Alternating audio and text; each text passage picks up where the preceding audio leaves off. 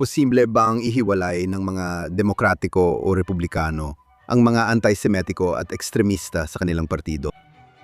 Pagkaraan ng October 7th, tumaas ang galit sa mga Hudyo at nagdulot ng paglitaw ng mga grupong nananakot at nananakit sa kanila sa mga kolehiyo at lansangan sa Amerika. Pati sa paglipat ng Overton window ng diskurso, kaya pinapayagan ng mga kasinungalingan tungkol sa dugo sa talakayang pampulitika at mga pangunahing balita gaya ng New York Times. Magdadala ba ng tagumpay sa mga kritiko ng Israel at anti-Semitiko ang 2026 midterms? O ang proseso ng politika at mabuting pag-iisip ng mga Amerikano ay magdudulot ng pagkatalo para sa mga tulad ni Graham Platten at Abdul El Sayed, gaya ng nangyari na kina Thomas Massie at Maureen Galindo. Ngayong linggo sa Think Twice, susuriin natin ng malaliman ang politika ng ekstremismo, kasama ang mamamahayag at mayakda na si David Harsanyi.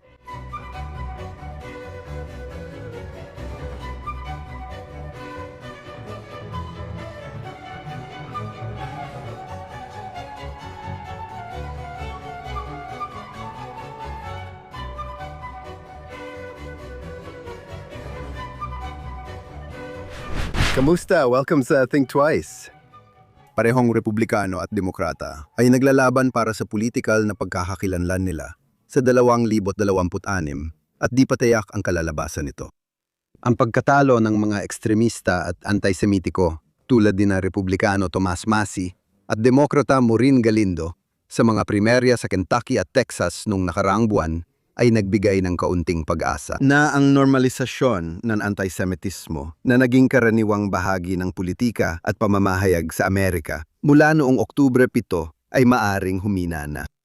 Malaki ang posibilidad na sina Graham Platter at Abdul El Sayed na nagpapakita ng walang hangganang suporta ng mga anti-Hudyo, anti-Israel at anti-Amerikanong ekstremista mula sa pangunahing liberal ay matatalo sa 2026. Pero hindi maikakaila na ang mga puwersa sa likod ng pagpapalaganap ng mga anti-Hudyong teorya ng sabuatan ay hindi lang basta nakakuha ng pwesto sa parehong partido, kundi hindi na rin basta-basta maibabalik sa mga liblib na lugar ng matinding kaliwa at matinding kanan kung saan sila nararapat. Kahit ngayon o sa malapit na hinaharap. Ngayon, kahit sa intersectional na base ng Democratic Party o sikat na kanang podcaster, ang pagpapakalat ng kasinungalingan laban sa mga Hudyo ay hindi na agad nagiging dahilan ng diskwalifikasyon. At nagdulot ito ng bago at nakakabahalang realidad sa politika ng Amerika na hindi pwedeng baliwalain. Masuwerte tayong muli ngayong linggo na makakasama ang isa sa pinakamatalas na analyst ng politika. Si David R.S. Aysan, senior writer sa Washington Examiner at contributor sa New York Post at National Review, pati na rin co-host kasama si Molly Hemingway ng You're Wrong podcast sa Federalist Radio Hour. Siya ang may akda ng 6 na libro kabilang ang Eurotrash, Why Americans Must Reject the Failed Ideas of a Dying Continent, at ang 2024, The Rise of Blue Anon, How the Democrats Became a Party of Conspiracy Theorists. David Arsenio, welcome back sa Think Twice. Salamat sa pag-imbita. Na-appreciate ko ito. Salamat David sa oras na ibinigay mo para makasama kami muli. Bago ko itanong kung ano-anong halimbawa ng ekstremismo at antisemitismo ang meron sa dalawang pangunahing partido ngayon, at paano sinusubukan ng bawat isa na ihiwalay ang mga ito. Gusto ko sanang itanong kung paano nagsimula ang isang particular na hanay ng mga paniniwala. Kasi tingin ko, may pinagmulan ito. Ilan sa mga conspiracy theory na tinalakay mo sa iyong libro, Blue Anon, na tumutukoy sa anti-Zionism, na sa tingin ko ay hindi naiiba sa antisemitismo. Gumagalaw sa loob ng Overton window ng tinatanggap na diskurso sa mainstream media, at may mga paksyon sa parehong partido. Wow, magandang tanong. Sa tingin ko kasi ganito yan. Walang mag-iisip na maging rasista at mahilig sa mga teorya ng sabuatan sa paraan na ginagawa nila sa mga Hudyo, halimbawa, sa mga itim na Amerikano o kahit kanino paman. Dahil sa anti-Zionism, nagkakaroon sila ng pantakip para masabi ang gusto nila. Ginagamit din ng Zionist bilang ibang tawag sa Hudyo. Pero kahit sa loob ng anti-Zionism, masasabi ko na, alam mo yon, yung galit o pagkamuhi mo sa Israel o kung ano paman, pwede mong sisihin ang mga Hudyo dito sa loob ng bansa para sa lahat ng mga lumang estereotipo tungkol sa mga Hudyo. Kontrolado ang media, kontrolado ang pera, taya nilang palitan o tanggalin ang isang politiko na hindi nila gusto. Kaya parang handa na talaga para sa ganong galit na matagal nang umiiral sa tingin ko. Tiyak na sa mga progresibo laban mismo sa mga Hudyo, pero pati na rin sa mga isolationist at mga paleocon na sa tingin ko ay halos kapareho rin ng mga progresibo. Sa totoo lang, si Tucker Carlson ay mas malapit kay Hassan Piker kaysa sa gustong aminin ng karamihan. Sa totoo lang, masasabi kong halos hindi mo na sila mapagkaiba. Maliban na lang siguro sa ilang usaping kultural. At hindi ko na rin alam kung totoo pa yun na yun. Masasabi kong palaging nariyan yun. Siguro yan ang sagot ko.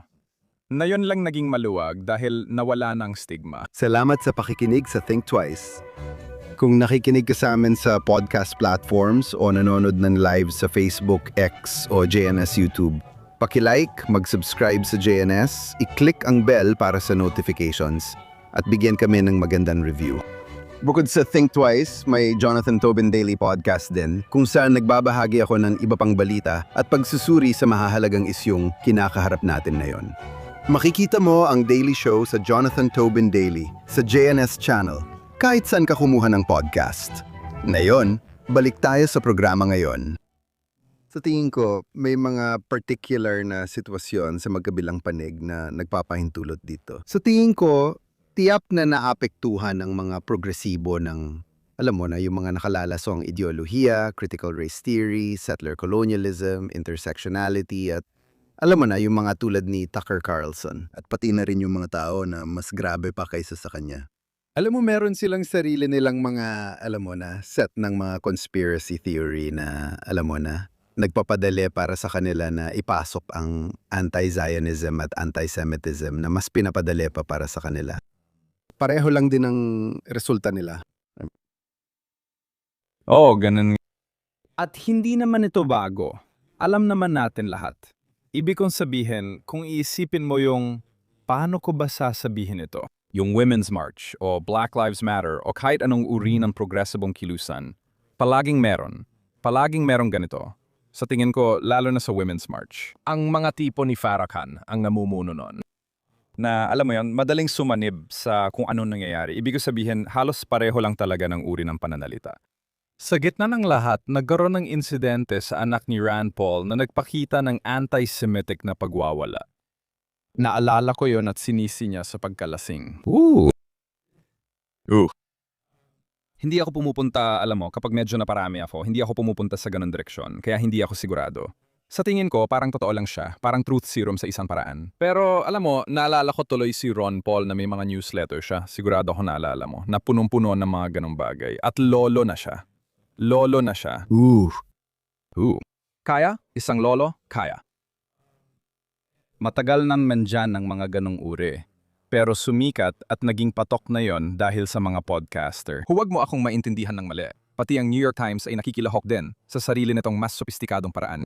Sa tingin ko, nabuksan sa lahat ng media dahil walang editor at hindi na kailangang maging banayad. Mura rin ang gastos. Ngayon, halos walang parusa sa pagiging anti-Semitiko sa lipunan. Kung rasista ka, may kaparusahan pa rin, pero kung anti-Semitiko, halos wala na. Nakikita mong ginagawa ito ng mga komedyante. Nakikita mong ginagawa ito ng mga podcaster. At sa isang banda, nakikita mo rin ginagawa ito ng mga nasa mainstream media. Oo, tingin ko totoo yan. Pag-uusapan natin ang New York Times mamaya sa palabas na ito. Pero gusto ko munang pag-usapan kung paano hinaharap ng GOP at ng mga demokratiko ang paghiwalay sa mga anti-Semitiko. Issue ang antisemitismo sa kaliwa at kanan, ngunit maaring mas kampante ang iba sa kung paano inihihiwalay ng isa sa kanila ang mga napuput sa mga Hudyo. Ano sa tingin mo ang epekto ng matinding pagkakabaha-bahagi sa diskurso at politika sa pagharap sa ganitong tao? Malinaw sa akin na mas maganda ang ginagawa ng mga Republikano dahil wala na si Massey. Wala na si Marjorie Taylor Greene. Para sa akin, bakit sila nawala? Dahil balaban sila sa mga Hudyo? Hindi ako sigurado. Palagay ko, nawala sila dahil wala na talagang pakinabang si Donald Trump sa kanila. At may magandang dahilan naman doon. May magandang dahilan, si Trump sa totoo lang. Oo. Tama. Malaki ang kaugnayan nito sa mga file ni Epstein. At ngayon, ang Epstein class ay bagong euphemismo para sa isang uri ng tao. Parang si Epstein ay umaasta sa isang paraan na parang Hudyo, na parang may ganung bagay, alam mo, ibig ko sabihin, may ganung bagay, pero hindi naman siya umaasta sa ganung paraan. Kaya mas maganda ang ginagawa nila ngayon. At mas magaling sila. Mas magaling talaga sila. Alam mo, wala namang duda doon. Mas kaunti ang anti-Semite sa mga halal na opisyal ng Republican Party kaysa sa kaliwa, na mas laganap ito. Wala nang Mom Donnie sa kanan ngayon. Hindi ibig sabihin maganda na lahat, pero mas mabuti na siguro. Ako, hindi ko alam ang mangyayari, pero mas mabuti sila ngayon. Tingin ko totoo yan. Sa palagay ko, karamihan sa mga halal na opisyal ng Republican Party, lalo na yung paalis na si Massey, ay nagkakaisa na pro-Israel and House Republican Caucus. Ang mga demokratiko, pinakamagandang masasabi mo lang, hati sila. Pero alam mo, kahit yung mga moderate, yung mga medyo pro-Israel na demokratiko ay tahimik lang. Maliban kay John Fetterman. At siya, parang may isa o isa't ikalahating paa ng palabas sa Democratic Party ngayon. Kung tatakbo pa kaya siya ulit para sa re-election. Kaya siguro ang tanong habang papasok tayo sa mga buwan ng tag-init ay kahit na, alam mo, medyo maliit pa rin ang bilang nila. Malaki ang naging epekto ng kaliwang pakpak ng Congressional Squad sa Democratic Party mula pa noong 2018 elections. Kung sakaling mangyari, sina Graham Platform, Platter at Abdul El Sayed, para banggitin ang dalawang tao, ay mahalal sa Senado ngayong taglagas. Ano ang epekto nito sa Democratic Party at kinabukasan kung magkakaroon ng squad sa Senado pati sa Kongreso? Magkakaroon sila ng mas marami at mas malakas na kapangyarihan. At halos wala talagang tunay na tumututol sa mga taong ito sa kahit anong tunay na paraan. Ibig ko sabihin kung iisipin mo si Plattner, hindi naman talaga yung Nazi tattoo ang naging dahilan para may magsabi ng hindi, ayoko niyan. Ang dahilan ay tungkol sa sex, mga issue o nangyayaring may kinalaman dito na tiyak pang madaragdagan. Pero lumawak na ang grupo papunta sa mga nasa kapangyarihan, di ba? Meron ka ng si Van Holland na sumusulat ng op-eds sa New York Times. Senador in Maryland. Oo, senador ng Maryland na malamang ay mataas ang populasyon ng mga Hudyo doon, pero di ko pa tiningnan. Ang ibig ko sabihin, alam ko na karamihan ay bumoboto ng demokratiko. Tama. Wala siyang problema gawin yun. Hindi siya masasaktan dahil karamihan sa establishmentong secular na Hudyo ay walang malasakit. Kaya hindi naman sila pinipilit na maging hindi ganun ka-extreme. Ang pagiging extreme nila ay parang cancer na sa partido. Oo, Chuck Schumer. Yung lalaking may Nazi tattoo sa main, agad siyang sinuportahan ni Chuck Schumer pagkapanalo niya. Naiintindihan ko naman. Partisano ka, pero hindi ba dapat sa primary level palang pigilan na ang ganitong mga tao? Makikita mo yan sa Michigan, si El Sayed o ano man ang pangalan niya. Hindi naman marami ang established na tumatakbo. May ilan, pero kulang sa sama-samang pagsisikap para pigilan ang ganitong pangyayari. Gaya ng nakita mo sa Republican Party. Ibig ko sabihin, ang buong issue kay Massey ay pinangunahan ng mga established na miyembro ng Republican Party. Muli, kahit ano pa man ang dahilan. Kaya, sa tingin ko, hindi maganda ang kalalabasan nito. Alam mo, posible talaga na kapag sila ang nagkaroon ng kapangyarihan, magsisimula silang magpanukala ng mga batas na magpuputol ng pondo, alam mo, pondo para sa armas ng Israel, o hadlangan silang makabili ng mga sandata at mga bagay na ganon. Sa tingin ko, mahalaga para sa Israel na magsimulang mag-isip tungkol dito, lalo na nabanggit na rin ni Netanyahu ang pagiging mas independent. Oo, tingin ko totoo yan at matalinong desisyon para sa Israel sa hinaharap. Sa tingin ko, ang katotohanang 40 demokratikong senador ang bumoto para putulin ang bentahan ng armas sa Israel sa gitna ng digmaan ay nagpapakita ng direksyon ng Democratic Party. Ngayon, para mas lumalim pa tayo sa mga demokratiko, sa tingin mo ba may kinabukasan pa ang pro-Israel na demokratiko? Si Gobernador Josh Shapiro ng Pennsylvania, isa sa mga posibleng demokratikong kandidato sa 2028, ay tila sinusubukang ayusin ang galit sa mga Hudyo at Israel sa kanyang partido sa pagsasabing galit siya kay Netanyahu. Umaasang mapapasaya nito ang kaliwa nang hindi kinakailangan talikuran ang suporta niya sa Israel. Nahirapan talaga siya kasi malapit siya sa komunidad ng mga Hudyo. Maraming taga-suporta ng Demokratiko ang naniniwalang natalo si Kamala Harris kay Trump noong 2024 dahil siya at si Joe Biden ay hindi sapat na laban sa bansang Hudyo pagkatapos ng Oktubre 7. Wala akong kilalang naniniwala na si John Fetterman, isa sa ilang pro-Israel na Demokratiko, ay mananalo sa Democratic primary pag natapos ang termino niya sa 2028. Sa tingin mo ba posible na may manominate ang mga Demokratiko sa 2028 na hindi magsasampa ng maling paratang ng genocide laban sa Israel o hayagang laban dito o kahit pabor sa embargo ng armas? Malabo. Sa tingin ko, baka mas moderate lang ang tono nila kumpara sa mga aktivista. Pero sa totoo lang, parang malabo talaga para sa akin at sana nagkakamali ako na may Hudyo na pwedeng maging nominado. Hindi ko nakikitang papayagan yon ng mga aktivista. Habang nakikinig ako kay Shapiro, minsan naiisip ko ano mangyayari kung wala na si Netanyahu. Ano kaya ang sasabihin nila pagkatapos? Nakakatawa kasi matagal na siyang nandyan kaya matagal na rin nila itong ginagamit. Naalala ko tuloy parang mga Demokratiko na hindi kailanman pwedeng tirahin ang mga may-ari ng baril o ang tungkol sa baril. Lagi na lang NRA ang sinisisi. Madali para sa kanila na gumawa ng strawman na patuloy nilang binabatikos. At si Netanyahu ang kunwari nilang kalaban, kahit na karamihan sa mga ginagawa niya sa Israel ay may malawak na suporta, di ba? Ang tanong na lang, ginagawa ba niya ito ng maayos? Ginagawa ba niya ito ng tama? Alam mo yon, tama ba ang tono niya? Tama ba ito? Pero oo, wala na talagang matinding kaliwa sa Israel ngayon. Kaya ang consensus ng mga nasa politika ay kapareho ng posisyon ni Netanyahu. Kaya anong gagawin nila kapag tapos na yon? Sa palagay ko noon, matatanggap na nila ang anti-Zionism sa Democratic Party at di na yan mahalaga. Nakita mo yung survey na yon, sigurado ako kung saan sinabi nila na kahit ang mga batang Hudyo ay gusto ng isang binational na estado. Ngayon, duda ako kung talagang naiintindihan nila yon, pati na ang kredibilidad ng survey batay sa sample ng mga tinanong. Pero nakikita akong posibleng maging posisyon yon ng Democratic Party sa hinaharap. Kaya oo, nakalimutan ko ng tanong pero sa tingin ko, hindi tayo... Tungkol yun sa Democratic Party. Hindi, huwag. Sa tingin ko kahit sino pang Democrat ang manominate sa 2028, kahit yung pro-Israel na si Josh Shapiro na kilala ko, hindi ko iniisip na kapitbahay ko siya kasama sa simbahan at nag-aral ang mga anak namin sa parehong klase noon.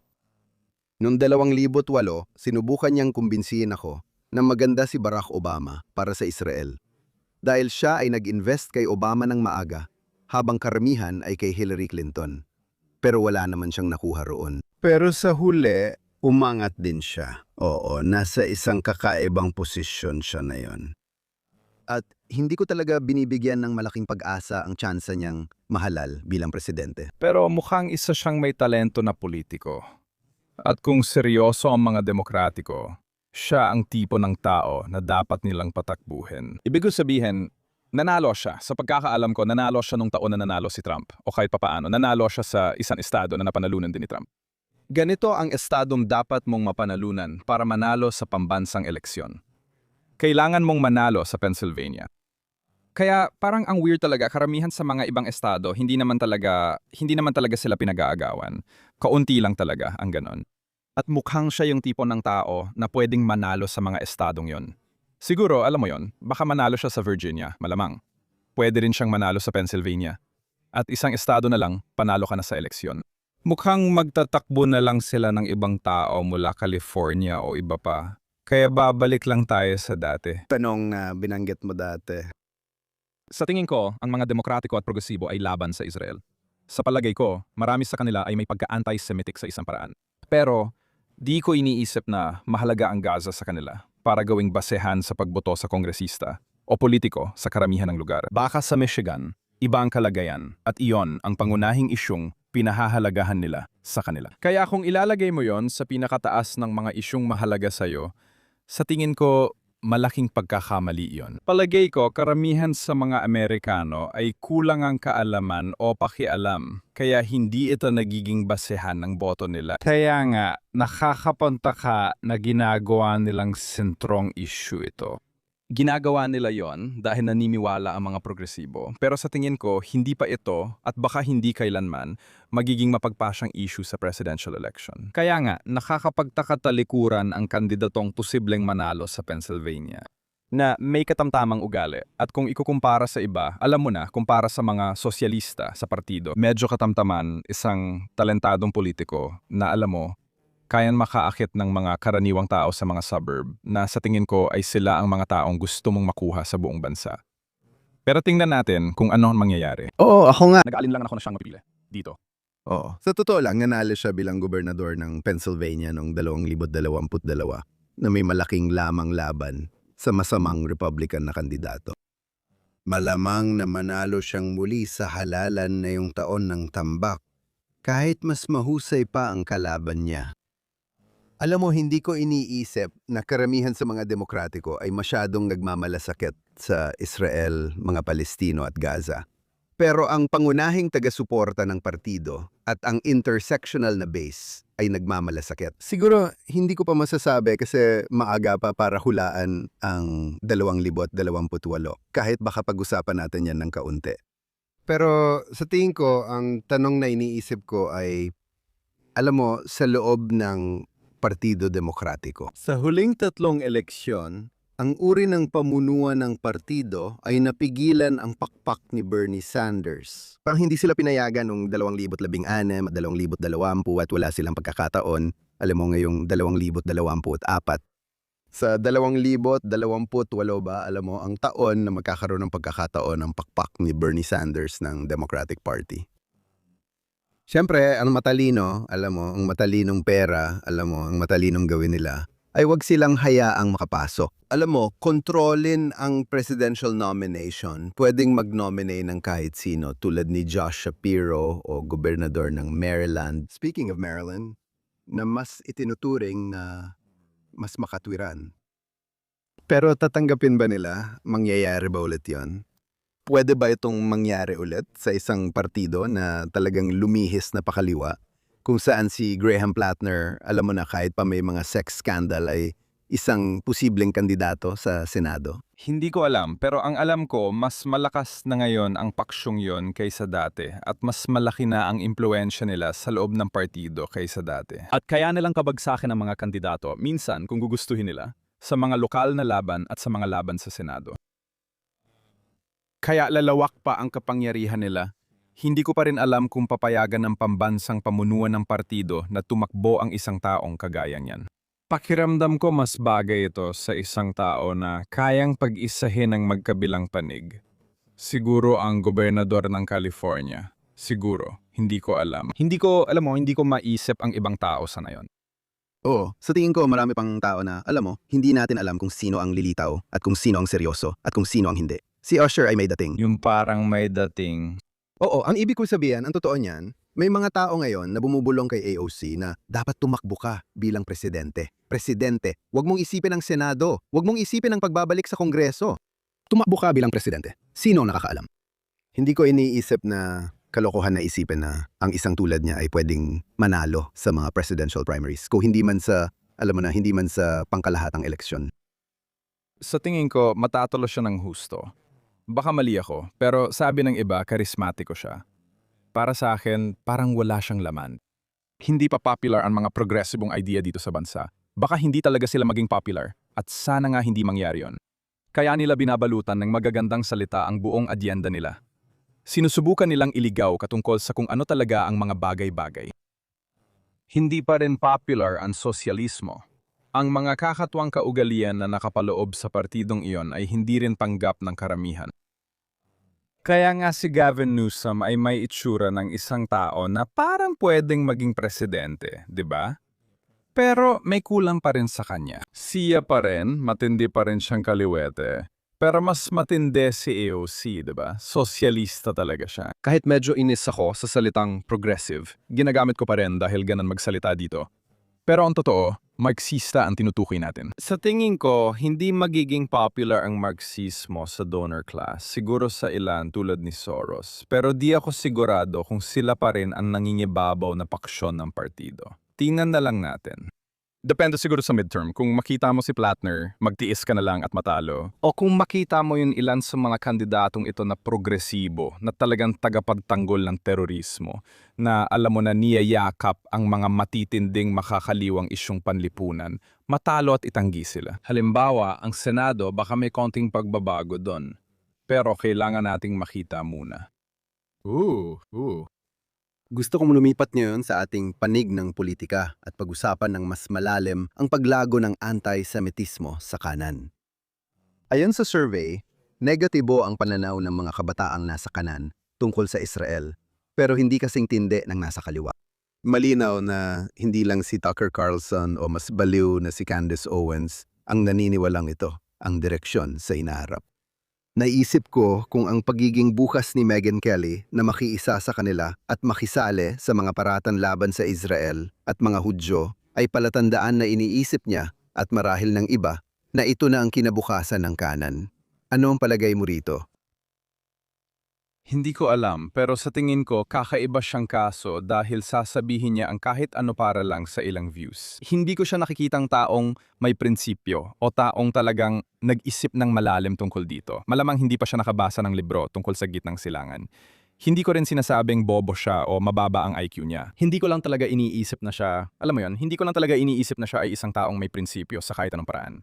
Samantalang si Tucker, naniniwala ako na siya ay tunay na naniniwala o, alam mo yon, at yung iba na katulad niya. Lagi nating napag-uusapan kung paano sila binabayaran ng Qatar o ibang bansa.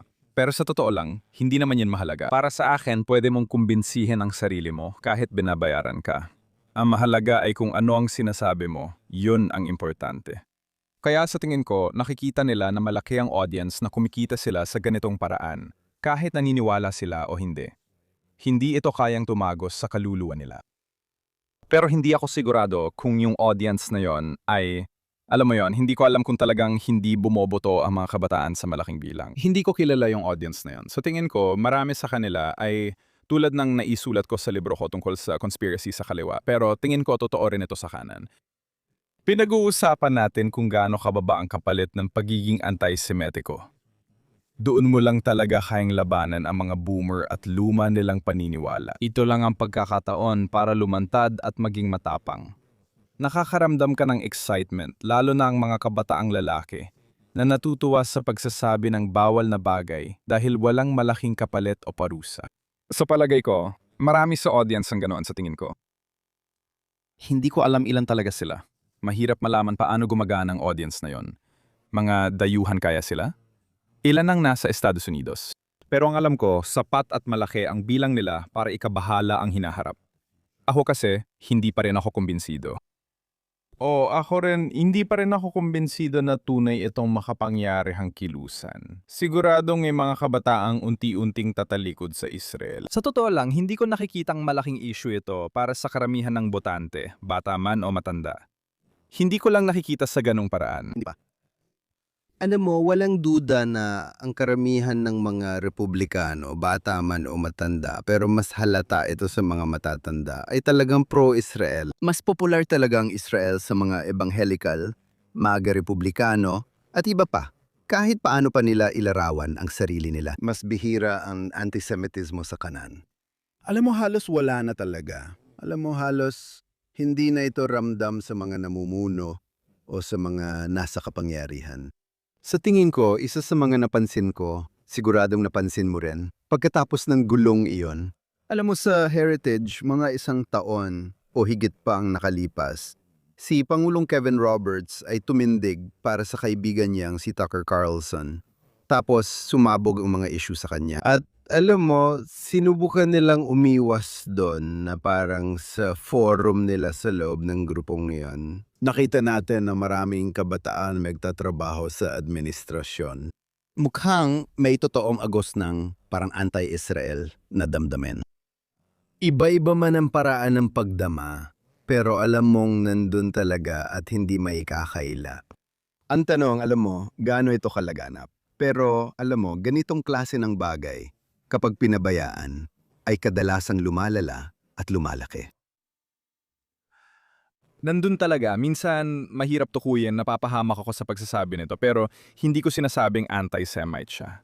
Sa tingin ko, si J.D. Vance ay laban sa Israel. Sa tingin ko, isa siyang mabuting sundalo. Sa tingin ko, isa siyang mabuting vice-presidente sa dahilang sinusuportahan niya ang presidente.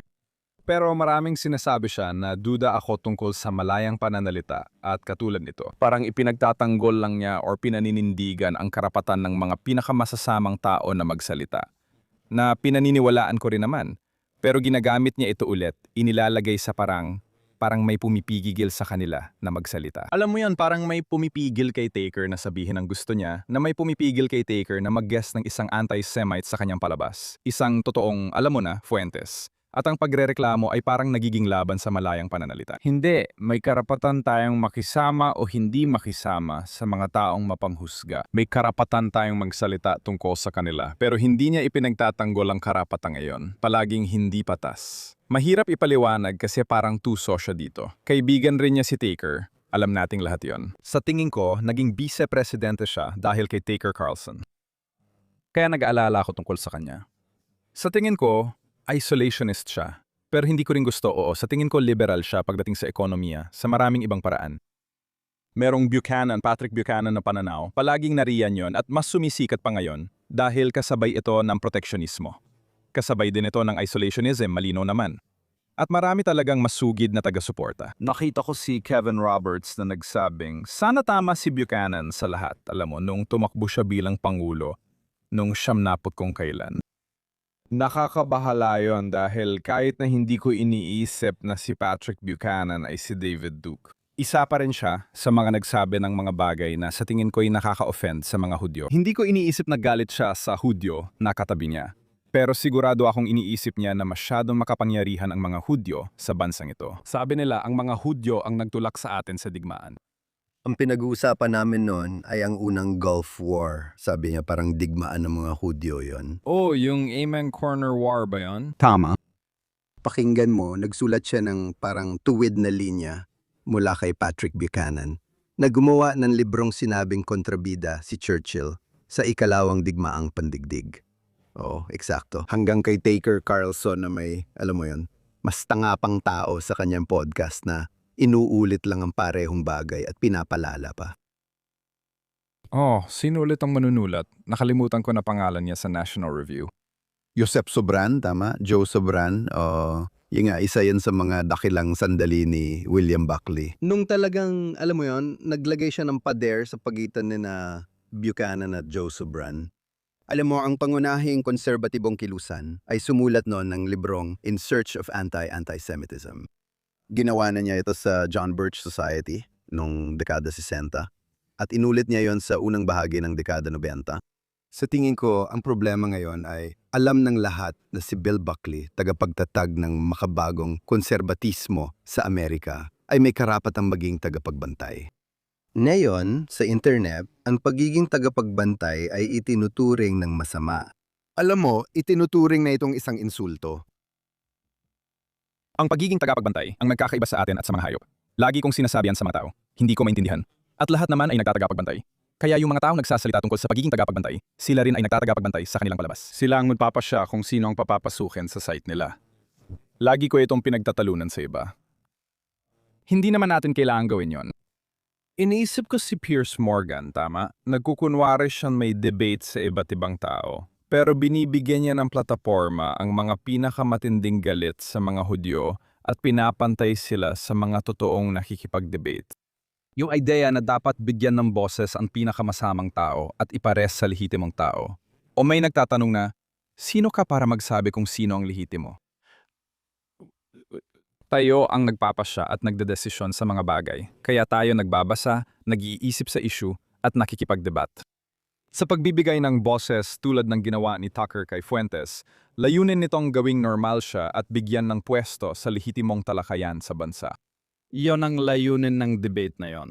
Pinagtatawanan ako kasi bawal daw banggitin ang salitang ito. Oo, pwede mo silang hamunin pero kung pababayaan mo lang silang magsalita ng kalokohan o hindi babanggitin ang pinakamasasama nilang sinabi at tunay na paninindigan, para mo lang nililinis posisyon nila. Sa totoo lang, sinusubukan mo lang. Sa tingin ko mahalaga ang gatekeeping. Dati, may istruktura tayo, may diaryo at mga editor. Maaring may kinikilingan sila, maaring wala pero nagbibigay sila ng feedback sa'yo. Pinag-iisipan nila yun noon. Ngayon, Wala ka ng ganun. Sa totoo lang, hinihikayat ka pa nga, lalo na sa mundo ng podcast. Pero online, namo-monetize at hinihikayat kang mag-imbita ng pinakamasasamang tao para magsabi ng pinakabaliw at pinakapuno ng galit na mga bagay dahil may pera doon. Ang infrastruktura ng Twitter o X ay talagang mahina sa paglaban sa antisemitismo. Sa totoo lang, lalo pa nitong pinapalala ang problema. Mas lumala pa ito kaysa sa kung hindi nangyari. O sige, isisi natin kay Al Gore ang pag-imbento ng internet pero alam mo. Oo, totoo yun. Kung mas marami kang ibinidigay sa audience mo na mapanulsol na paksa, saan ka man naroon, mas maganda dahil mas marami kang clicks at download sa podcast mo. At tungkol naman kay JD Vance, alam mo, balak ko sanang pag-usapan siya mamaya pa. Pero sa totoo lang, para sa akin, marami akong nagugustuhan kay Vance bilang isang politiko. Sa tingin ko, alam mo, marami talaga akong nagustuhan sa kanya. Kung neutral ka sa issue ng antisemitismo ni Tucker Carlson, gaya ng ipinakita niyang posisyon sa Turning Point USA. Alam mo, nung Disyembre ng nakaraang taon, nung sina Ben Shapiro at Tucker ay nagtapalo sa isa't isa sa event na yon, sinabi niya, hindi ako pipili sa dalawang panig. Bakit hindi sapat yun para madiskwalipika siya? Siyempre, gusto namin pumili ka ng panig sa ganitong bagay. Alam mo naman, tama at mali ito. At kung sa tingin mo walang pinagkaiba, alam mo, usaping tama at mali ito kung ganon. Hindi ka dapat pagkatiwalaan na gumawa ng anumang desisyon. Hindi siya nahihiyang manindigan sa napakaraming issue na, alam mo, kahit tungkol sa malayang pananalita sa Europa. Tama? O kahit anong issue o moral na usapin. Wala siyang problema sa paninindigan. Pero pagdating sa isyung ito, napakaingat niya. Kaya wala akong personal na galit kay JD Vance. Mukha naman siyang isang normal na padre de pamilya at isang matalinong tao at lahat ng yon. Sa tingin ko, marami sa mga mas populistang uri sa kanan ang masyadong tinatantya kung gaano kaakit-akit si JD Vance sa mga tao sa labas ng kanilang grupo. Hindi ako sigurado kung siya yon, maaring mali ako. Hindi ko rin hinuhulaan kung sino ang magiging presidente. Posibleng siya bilang vice-presidente, maaring siya na ang susunod na presidente kung tatakbo siya laban kay AOC o kung ano paman, o kung makuha niyang nominasyon. Sa tingin ko, sobrang pagtantiyan ng mga tao sa kung gaano siya kasikat, kung gaano kasikat ang mga pulisya niya at kung gaano siya karismatiko. Alam mo, mahirap para sa akin na husgahan yon. Minsan nagkakamali ako sa karisma.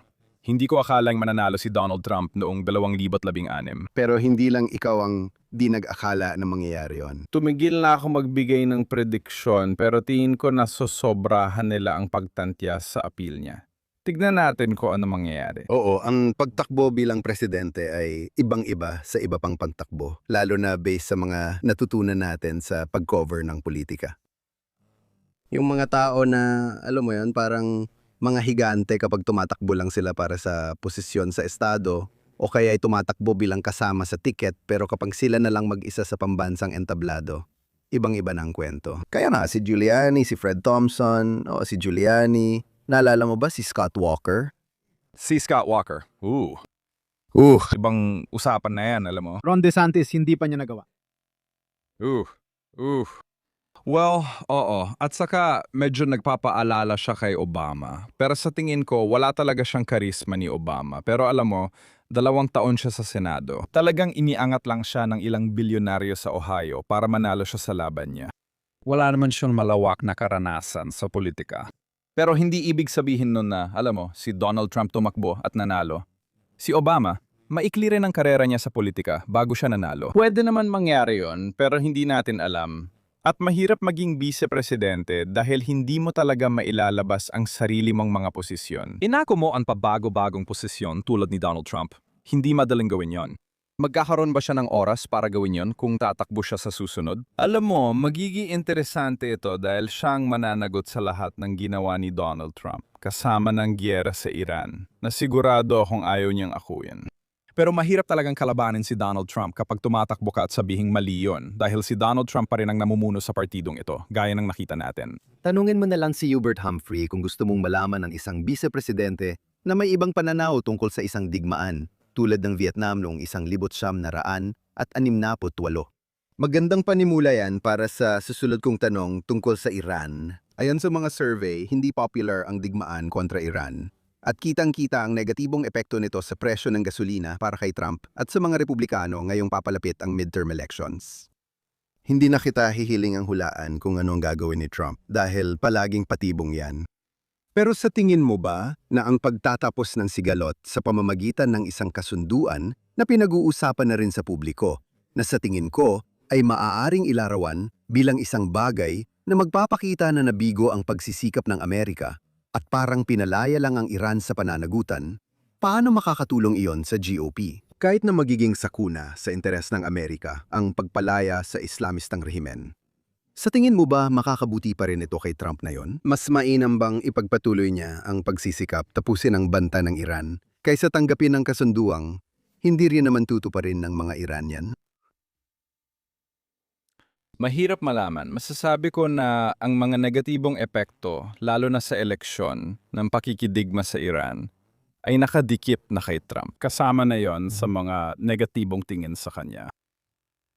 Kaya kung aalis siya ngayon, mababawasan ang suporta niya mula sa mga taong gusto yon. Ibig sabihin, magmumukha itong pagsuko. Magmumukha siyang parang si Obama at mahina. Sa tingin ko, masama ito para sa prestihyo ng Amerika. Alam natin ang ginagawa ng mga Iranian. Pinapatagal nila ang mga ganitong bagay. Ginagawa nila ito dahil alam nila at iniisip nila, at baka tama sila, sana hindi, na kaya nilang hintayin si Donald Trump dahil sa presyo ng gasolina at panloob na pressure sa politika. Paparating na rin ang midterm elections.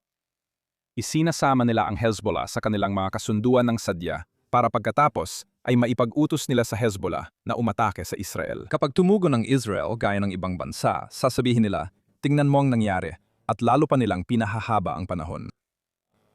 Palagay ko kaya nila ito inuulit sa loob ng 4 na administrasyon. Nagagamit nila ito para mabuhay at napapaboran sila. Sa tingin ko, si Donald Trump, gusto ko talaga na siyang magtapos sa rehimen. Hindi ko sure kung posible yon, pero sa tingin ko, walang mabuting dulot ang pagsuko sa kanila ngayon. O, mataas ang presyo ng gasolina at masasaktan tayo dyan. Pero, kung umatras ngayon, sa palagay ko, magiging masama ito para sa mga Republikano, sa kanya, at sa buong mundo. Kaya kailangan niyang tapusin ang mga trabaho.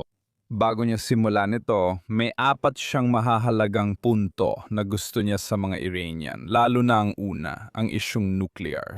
Kailangang maresolba yan o kailangan nating bumalik muli? Para iyong malaking kabiguan at mapupuna siya, na hindi maganda para sa mga Republikano o sa kanya sa politika. Tama. Yung pagiging hindi popular ng digmaan, ano ang ibig sabihin nito para sa mga neo-isolationists sa kanan? Kung sila ang kinatawan ng karamihan, sinasabi nilang ang mga demokratiko ay tutol sa digmaan. Pero ang pagtutol ba nila ay dahil sa pansariling interes ng partido? O galit sa Israel? O, alam mo yon, sa tingin mo ba may basehan ang panig ni J.D. Vance sa Republican Party halimbawa na alam mo yon ang kanilang posisyon ang siyang tama sa huli? Hindi, bawat digmaan ay may seryosong masamang epekto, di ba? May namamatay na tao, nakakasira ito. Hindi mo alam kung ano ang mangyayari. Madalas, napupunta ito sa di inaasahang direksyon. Kaya ang pagiging isolationist, medyo madali ito dahil laging may masamang nangyayari na pwede mong ireklamo. Pero pagdating sa mga digmaan, sa tingin ko, ang digmaang ito ay tapos na. Walang kapantay ang militar dito. Napatunay ang papel na tigre lang ang Iran. Hindi rin epektibo ang sandata ng China. Hindi rin naging epektibo ang mga sandata ng Rusya. Ang ideya na hindi tayo pwedeng kumilos para sa sarili nating interes saan man sa mundo, iyan ang posisyon nila. Hindi ko rin maisip na magiging popular yan. Kung hindi ganito kataas ang presyo ng langis, na talagang mataas. Sa tingin ko, hindi ito masyadong makakaapekto sa politika o eleksyon. At hindi ko lang kapag tinanong mo ang mga tao sa mga survey, nanalo na ba tayo sa digmaan? Karamihan sa mga tao ay nagsasabing oo, nanalo na tayo sa digmaan. Ayaw lang nila nakasali tayo dahil sa Iraq, presyo ng langis, at ayaw nila kay Donald Trump. Sa tingin ko, kung si Biden ang gumagawa nito, sa palagay ko, mas magiging popular ito dahil maraming Republican ang magiging okay dito at may ilang Democrat din na magiging okay dito. Pero ako, alam mo, hindi ko talaga alam kung paano sasagutin ang tanong ngayon. Hindi ako naniniwala na magiging popular ang isolationism sa karamihan ng Amerikano sa katagalan, lalo na kapag nakita nila ang magagawa ng Iran gamit ang nuclear weapon o kapag napag-isipan nila ito. Pero, mahirap sabihin siguro. Yan ang sagot ko. Gusto ko pang magtanong ng isa pang tanong tungkol kay Vance na, alam mo, kung paniniwalaan mo ang mga sobrang aga pang mga survey, siya pa rin ang itinuturing na pangunahing kandidato na papalit kay Trump. Sa tingin mo ba kailangan niyang talikuran si Tucker Carlson kung gusto niya maging isang malakas na kandidato sa 2028? Ibig ko sabihin, malinaw naman na marami pa rin masasabi si Trump tungkol sa mangyayari sa 2028. At siya, alam mo na, parang makikita mo nilalaro niya sina Vance at Marco Rubio na binigyan ng lahat ng mga trabaho ito. Parang siya ulit ang Henry Kissinger ng patakarang panlabas ng Amerika. Alam mo, pero kailangan bang magbayad ng presyo si Vance para makalaro sa malalaking liga? Sa tingin mo ba, kaya niyang manatiling neutral kay Carlson habang buhay at makakalusot siya? Kung magkaroon ng digmaang sibil, di ko alam kung tatakbo si Marco Rubio, lalo na kung gusto ni Donald Trump si J.D. Vance bilang presidente. Sa tingin ko, yun na yun. Ayon kay Donald Trump, si Vance ang makakakuha ng nominasyon, pero kung hindi, gusto niya maglaban-laban na lang sila. Magkakaroon ng digmaang sibil sa pagitan ng mga mas maka-establishment na Republikano at ng mga mas populistang Republikano. At para kay J.D. Vance na magsimulang batikusin si Tucker Carlson, sa tingin ko, hindi yan makakatulong sa kanya sa primaries. Mapupunta siya sa mahirap na sitwasyon na susubukan niyang iwasan at maaring magawa niya ito. Hindi ko talaga alam. Pero kung ibibigay lang sa kanya ni Donald Trump ang posisyon, sa tingin ko hindi na niya kailangang gawin yon. Pama. Kaya ito na, alam mo, mahirap talaga. Sabi nga natin, mahirap maging vice-presidente. Parang wala ka rin masyadong ginagawa, di ba? Maraming ginagawa si Marco Rubio. Si Marco Rubio ay kasalay sa halos lahat ng mahahalagang issue. Maraming usaping panlabas, malinaw naman. Pero palagi siyang naglalabas ng malinaw na moral na argumento. Hindi lahat ng sinabi niya ay perpekto, pero mas kahangahan na siya. Siguro bahagi lang yon ng katotohanan na si J.D. Vance ay hindi nabibigyan ng tungkuling magpahayag ng ganong argumento. Pero malinaw na may momentum siya, maaga pa naman. Kaya ang pag-asa ko, mas gusto ko si Marco Rubio kaysa kay J.D. Vance. Siyempre. Sa huli, nakadepende pa rin ito kay Donald Trump. Ano nga ba yung pelikula kung saan inihagis niya ang pool stick at sinabing maglaban sila? Pagkatapos ay binali niya yon at sinabing maglaban sila. Kung mangyari yon, sa tingin ko makakakita tayo ng munting digmaang sibil at maaring maging magulo talaga sa loob ng Republican Party. Balikan muna natin ang kaliwa sandali. At alam mo, parang kung susundan mo ang nangyayari sa kaliwa, parang may muling pagsigla ng sosyalismo, baka pati komunismo. Ang kasikatan ni Zora Mamdani, alam mo, kahit na ang mga pulisiya niya, ang mga mungkahi niyang pulisiya, ay katawa-tawa. Pero pinapalakas nito ang isang totoong agos ng opinyon sa kaliwa. Hindi lang yung mga siraulong pumapalakpak sa pagpatay ng isang healthcare executive. Pero mukhang may muling pagbabalik ng ganon. Kaya ang tanong ko, si Mamdani at ang kanyang phenomenon ba ay natatanging kaso lang sa malalim na asul na lugar gaya ng New York? Makakakita pa ba tayo ng iba pang ganito?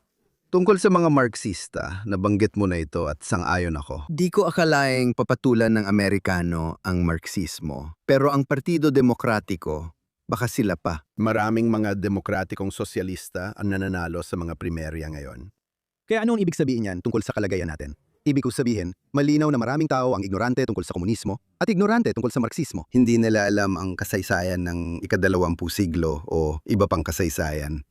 Pero alam mo, dapat ba nating basta-basta na lang itong isantabi, alam mo, ng ganito kadali? O haharap ba tayo sa panibagong laban tungkol sa, alam mo, malayang pamilihan at kalayaan sa pangkalahatan? Hindi ko ito isasantabi. Sa urban na lugar, madalas may mga sosyalista na tumatakbo at nananalo sa city council, pagkaalkalde at iba pang posisyon. Maraming kabataan ang naaakit sa sosyalismo, gaya ng palaging nangyayari. Dahil isa itong idealistikong, revolusyonaryong ideya na madaling maunawaan sa moral na aspeto. Gusto natin ang patas na sistema at oportunidad para sa lahat, samantalang ang kapitalismo at malayang pamilihan ay abstract at mahirap ipaliwanag. Ganon na talaga noon pa. Balak ko sana magsulat ng kolumn na yon tungkol sa pagtatanggol sa malalaking kumpanya ng gamot. Walang kabataang interesado rito. Pero ito ang totoo at mahirap ipaliwanag. Kaya sineseryoso ko ito. Alam mo, ang ganitong radikalismo ay lalo pang sisikat. Isipin mo ang mga demokratang gustong sirain ang Korte Suprema at Electoral College. Sila ay ginagawang mas direkta ang demokrasya at mas marami pa na naglalatag ng pundasyon para sa mas malawak na sosyalistang kilusan, sa tingin ko. Kaya. Para sa akin, seryosong problema ito. Hindi ako sigurado kung ano ang magagawa mo dito. Halimbawa, kapag nariyan si Ma'am Dani at nasa lungsod kang maraming kapitalista at Hudyo, tama, Doon ako lumaki at siya pa rin ang nananalo. Iyan ay dapat pag-isipan.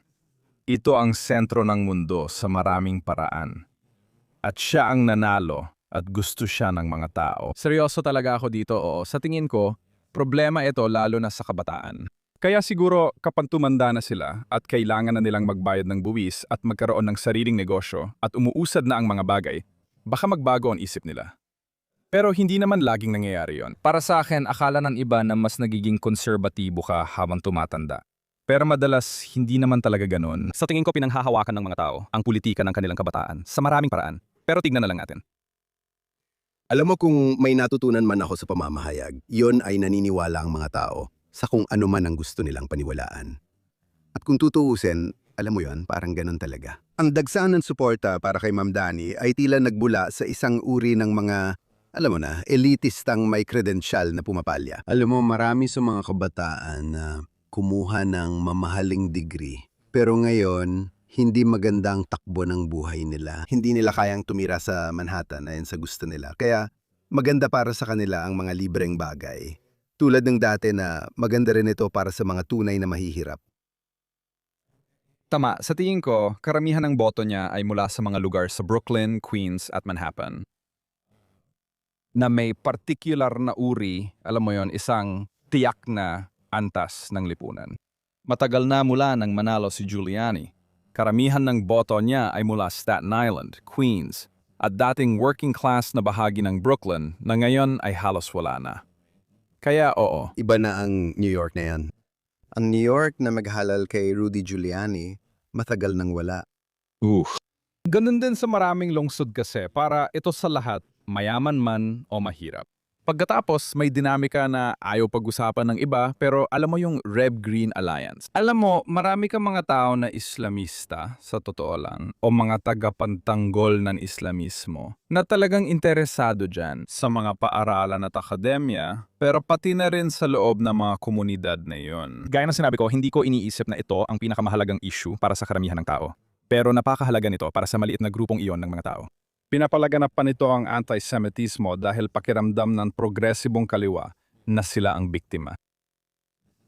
Klase ng pagiging biktima, alam mo na, nagsasama-sama lang sila. Makikita mo sila sa co-op sa Park Slope na may suot na kefia, alam mo na, at pulang buhok. Hindi ito maintindihan ng marami pero may sense sa akin kasi ganito na mula dekada 70 nung nagsama ang PLO, at mga komunistang Aleman sa teroristang gawin. Hindi ko sinasabing pareho sila, pero iyon pa rin ang alyansa ng dalawang pewersang yun, pati na sa urban na lugar. Delikado yon. At kaya nga maraming kandidato na, may kandidato na hindi pupunta sa Israeli Day Parade, pero tatanggapin naman ang lahat ng klase ng radical na ideya na umiiral. Ginagamit lang nila ang pagiging democratic socialist kung kailangan, tapos nagiging komunista rin. Dapat mag-alala ang mga tao rito. Pero hindi nila pinapansin ang kasaysayan. Hindi ko rin alam paano ayusin yon. Sa tingin ko, hindi ito dahil hindi nila alam. Wala lang talaga silang pakialam at naniniwala silang magkaiba yon. Gusto nilang subukan ulit, kaya ito na naman ang laban ng ating mga anak at apo, na paulit-ulit lang dahil laging bumabalik. Gusto ko lumipat sa, alam mo na, ibang paksa para mapunta tayo sa huling bagay na gusto kong talakayin na tungkol sa pamamahayag at kung anong nangyari dito sa panahon natin. May grupo ng kabataang mamamahayag, lalo na sa mainstream media, na iniisip na ang aktivismo ay pamamahayag. Na-brainwash sila, alam mo, ng lahat ng woke na teora. At alam mo, hindi talaga sila interesado kahit sa prinsipyo sa paghahanap ng objektibong katotohanan. Gusto lang nilang ipahayag ang gusto nila at ginagabayan sila ng pampulitikang ideolohiya. Walang mas magandang halimbawa dyan kundi ang New York Times. At umabot na sa punto sa Times na handa na silang maglatala.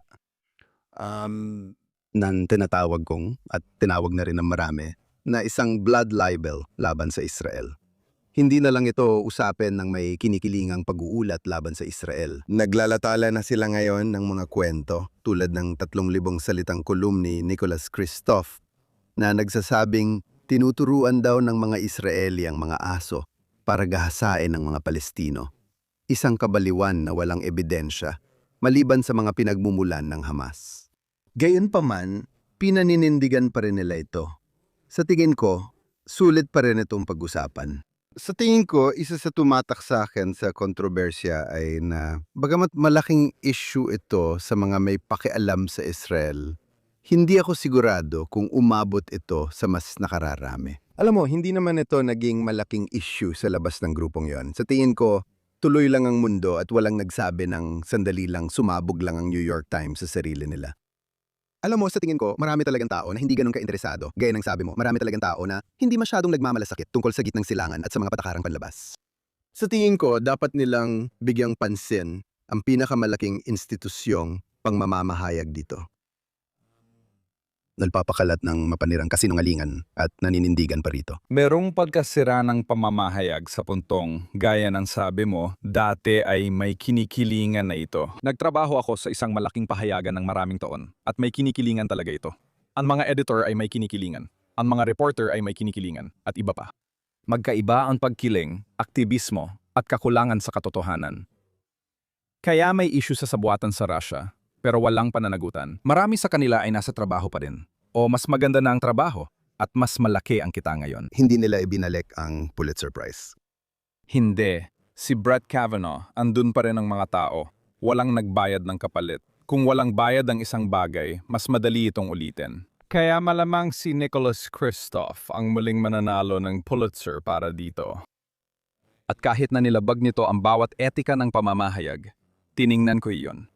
Pumunta ako sa site ng Journalism Ethics Code at sinuri ko isa-isa. Alam mo, siguraduhin na ang mga source mo ay walang sariling agenda. Alam mo, kung nagdala ako ng kwento, 20 taon na ang nakakaraan sa editor ko na nagsasabing may mga aso ang mga taong ito na nanggagahasan ng tao. Sasabihin nila, ano ka, baliw? Kumuha tayo ng eksperto mula sa Kennel Club o iba pang lugar para tingnan kung posible ito. Pero hindi, basta na lang nila inilalagay doon. At isa pa, parang may nagbanggit na okay lang daw kasi nasa op-ed page naman. Pero hindi totoo yun. Op-ed writer ako at matagal ko na itong ginagawa. Para sa akin, mahalaga pa ring sundin ang mga patakaran ng pamamahayag tungkol sa ebidensya at katotohanan kahit may kanya-kanya tayong opinyon. Ipinresenta niya ang artikulo na parang malalim na pagsisiyasat. Kahit 2 propagandista lang ng Hamas at maraming hindi pinangalan ng sources ang ginamit. Hindi rin natin alam kung totoong umiiral sila. Pwede niyang imbentuhin ang mga yon kasi hindi ako nantitiwala sa kanya. Hindi ko rin maintindihan bakit walang editor na nagsabing, eto ay kabaliwan. Pero sa tingin ko, ang nangyayari ay kumikita sila ng malaki dahil sa kanilang audience. Maayos ang kita ng New York Times at ayos lang sa kanilang audience ang ganitong klase ng balita dahil gusto lang nilang marinig ang gusto nilang marinig. Ayaw nilang marinig ang katotohanan. Madalas din yung mangyari pati sa kanan. Marami sa mga podcaster na ito ay, alam mo na, kilala dahil dyan. Pero ang Times ay ginagawa na ito mula pa noong dekada 30 at sa ilang antas, tama ba? Nakakalusot pa rin sila at patuloy na nananalo ng mga Pulitzer na walang epekto. Hindi sila mawawalan ng subscribers. Baka pa nga madagbagan. Sa totoo lang, Negosyo nila ang talagang mahalaga sa huli. oo, pakinggan mo, ang Times ay ginawa bilang pangunahing pahayagan ng business community noong ika-19 na siglo. Ngayon, ang business plan nila ay akitan ng mga nasa kaliwa. 5% ng kanilang mambabasa ay liberal, demokrat o naglalarawan sa sarili bilang kaliwa, ayon sa kanilang datos. Alam mo, sa tingin ko, kung binawi nila ang column ni Christoph, na kung may integridad sila, dapat ginawa nila, pero mawawalan sila ng mga subscriber. Yun ang papatay sa kanila. Tama. Ngayon, sigurado na. Alam mo, kaya yan ang sayo. Alam na siguro ito ng karamihan sa tagapanood mo, pero baka may ilan na hindi pa. Ang anti-Zionist na ugat ng New York Times ay nagsimula pa nung pangalawang may-ari nito. At ang pamilyang nagmamay-ari nito ay laging laban sa Israel, laban sa Zionismo. Mas mataas ang tingin nila sa sarili kaysa sa mga Hudyong dumagsa sa bansang ito mula sa silangang Europa. Alam ko na hindi na iniisip ng editor ngayon yun, pero may mga tradisyon. Tuloy-tuloy lang yan. Oo. Ilang henerasyon na siyang malayo kahit sa pagiging parang asimiladong Hudyo. Kaya, alam mo, hindi na sila ganun ngayon, pero sigurado akong ganun pa rin ang pag-iisip nila. Naalala mo ba nung pagkatapos ng Oktubre 7, mga isang linggo lang, unang gumanti ang Israel, tapos aksidenteng tinamaan ng Islamic Jihad ng misil ang isang ospital at isinisi ito sa Israel. Walang sinumang naroon para magpatunay sa kwento, ni larawan, wala sila. Kaya naglagay sila ng larawan ng ibang nasusunog na gusali o kung anuman na nagpaloko sa mga tao na isipin na iyon ang gusaling tinamaan ng Israel. Kaya sila rin ang unang gumamit ng numero ng Hamas nang hindi nagtatanong. Kaya lampas na yon sa pagkiling. Aktivismo na yon. At kaya, alam mo, at si Christoph, siya ay, alam mo, ang taong yon ay biro lang talaga. Sa totoo lang, nagkaroon siya ng ilang malalaking kwento na talagang pumalpak siya. Pero tuloy-tuloy pa rin siya na parang ayos lang at walang pananagutan. Walang konsekwensya, baka manalo pa siya ng Pulitzer. Isang linggo bago niya inilatala ang kwentong yon, nanalo ang New York Times ng Pulitzer dahil sa pagpapakita ng batang may cerebral palsy at pagpapalabas na nagugutom siya dahil sa blockade ng Israel. Nanalo sila ng Pulitzer nang walang naging konsekwensya. Sa totoo lang, ibig sabihin nito, may problema sa pamamahayag. Kaya hati-hati na ang bansa kasi hindi na pareho ang binabasa, pinapanood o pinapakinggan ng mga tao. Pero kung sobrang lumalayo ang isang panig, bakit pa kailangang magbasa ang iba? Lalo na yung hindi kasali sa kaliwa o katulad nating bayad magbasa ng lahat. Bakit kailangang basahin ng kahit sino ang Times? Bakit pa ito bibigyang pansin? At bakit sila magmamalasakit sa mga taong iba naman ng paniniwala? Siguro yun ang nakakatakot na dinamika. Isa itong trahedya dahil napakataas talaga ng kalidad ng diaryong yon. Kung tutuusin, tingnan mo ang art section nila o kaya, meron silang kakayahan na magbigay ng international coverage na kakaunti lang sa mga diaryo ang meron.